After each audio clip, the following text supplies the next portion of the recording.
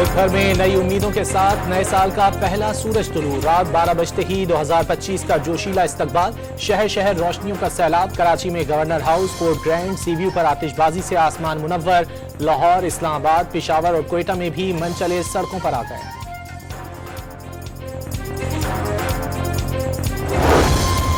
बारह बजते ही कराची गोलियों की तड़तड़ाहट से गूंज उठा। साले नौ के जश्न के नाम पर हवाई फायरिंग, 29 अफराद जख्मी। पुलिस ने हवाई फायरिंग करने वाले दर्जनों अफराद को हिरासत में ले लिया। दुनिया भर में नए साल का जश्न। Sydney, Beijing, Hong Kong, Tokyo, Seoul में रंगो नूर की बारिश। दुबई का बुर्ज खलीफा भी रोशनियों से नहा गया। लंदन, मॉस्को, बर्लिन और पेरिस समेत यूरोप भर में भी साले नौ का जश्न।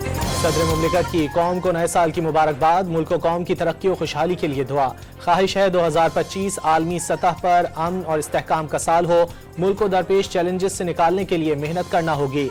सदर जरदारी का पैगाम। 2024 पाकिस्तान के लिए शानदार कामयाबियों का साल रहा। दुआ है 2025 खुशहाली, अमन और तरक्की का साल हो। वज़ीर आज़म शहबाज शरीफ की भी कौम को साल नौ की मुबारकबाद।